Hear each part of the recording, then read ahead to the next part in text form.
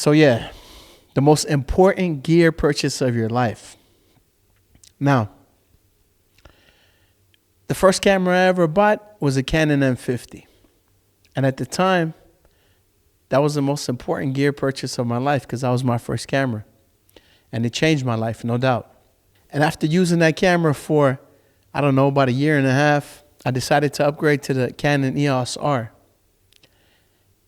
The issue was that the M50 had too much noise in the shadows.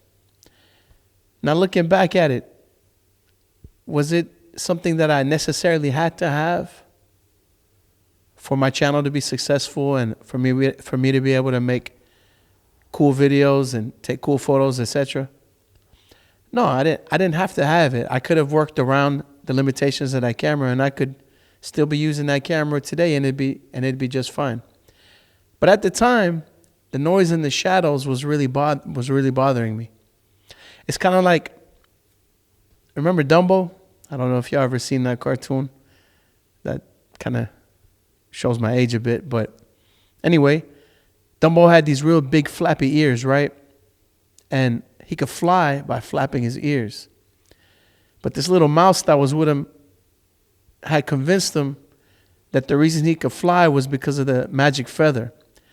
So Dumbo couldn't fly unless he had the magic feather with him. Did he really need the magic feather? No, it was just his big ears. But for Dumbo, he had to have the magic feather. And so that's the thing about gear acquisition syndrome, right?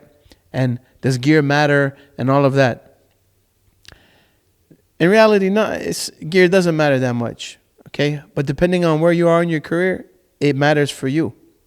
Because psychologically, there's going to be something that is hard for you to get over, and nobody else can tell you it doesn't matter or gear doesn't matter or just work around your limitations. You have to figure it out for yourself. And you're not going to be able to like scratch that itch until you get the gear that you need, until you give in to your gas. I had to go through that with the M50 when I purchased the EOS R. And no doubt the EOS R is a much better camera. But it's just something that I had to do, you know, because I had to do it. So in this video, what I'm going to tell you, I'm going to share a little secret with you that pros know that allows them to give in to their gas as much as they want, purchase whatever gear that they can afford, whatever that they want.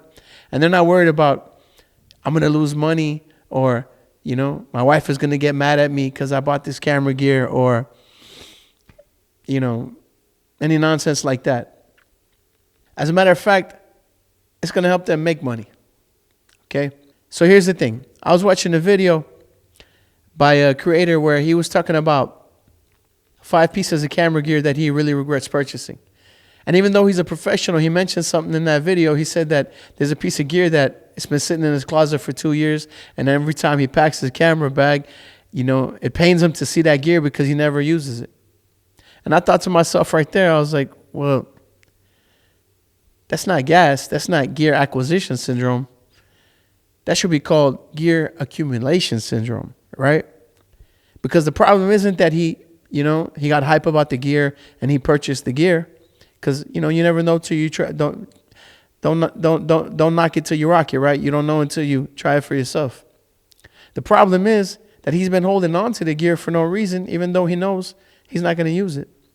And so that's the secret. That's the mindset shift that you have to have that'll allow you to buy whatever gear it is that you're coveting at the moment, which may in actuality be the most important purchase of your career. Because if you're having one of them Dumbo moments, you're not going to be able to get over it until until you figure it out. So what you have to do is you have to look at camera gear like that. You have to look at it like, I'm not buying this gear. It's not going to cost me $2,000 to buy this camera. No, it's going to cost me a $2,000 deposit. Then I'm going to use the camera for a year and a half, 2 years, whatever. And then I'm going to sell the camera. See? When I sold my M50, I ended up purchasing it for about $500 plus another $300 for the lens, like $800. When I end up selling both the lens and the camera, I end up getting back about $500 or $600. So it cost me $200 to rent that camera for 2 years. Now, before you say, oh, well, what you're saying is just go out there and rent gear. Renting gear is different because it's going to cost you $50 per day or $100 per day. And, you know, that's a lot different than $200 for 2 years. That's one thing. Two, when you pay for renting cameras, you have to know exactly what you're going to do with the camera, and you got to fill up your time because you're paying per day, you know. So you have to use it. Owning camera gear is different because it just sits there, and when you have that creative spark, when you feel like using it, when something excites you, when you get an idea, boom, the camera is right there, the gear is right there. You go pick it up and you just use it. And then, you know, it could just sit there on the days that you're not using it. And so it's there whenever you need it. And when you're done with it, you could just sell it.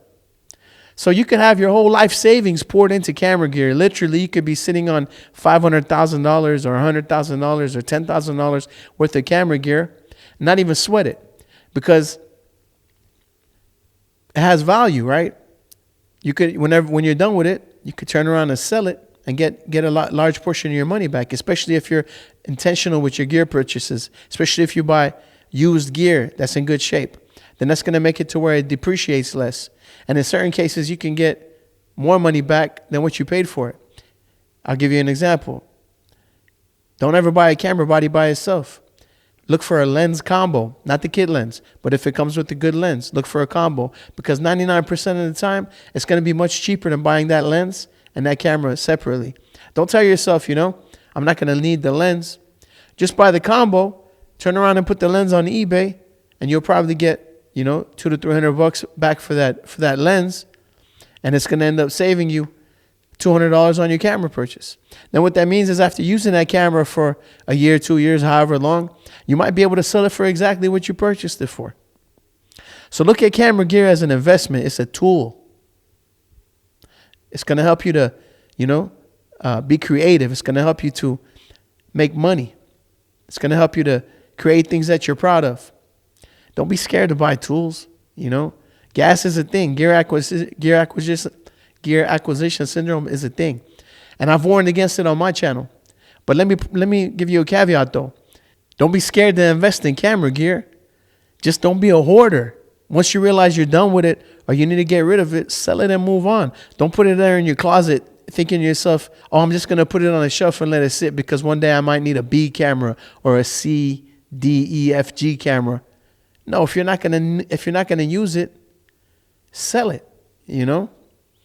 And that's that. I hope that clarifies, you know, because I don't want you to miss out on the most important gear purchase of your life simply because you're afraid of gas or you know, you don't want to spend a bunch of money on a bunch of camera gear. So yeah, that's it, man. And no doubt the gear that you use is extremely important. But with recent AI software that's been coming out for photographers and videographers and other creatives, camera gear isn't as important as it used to be. And that's why I highly suggest that you watch this video right here, where I tell you about some of the best AI tools that are going to take your footage and your photos and your videos to the next level. I appreciate you watching to the end, and I'll see you in the next video. Make sure to smash the like button and subscribe to the channel. And if you got any questions or anything, just leave them for me in the comments below. Talk to you next time. Peace.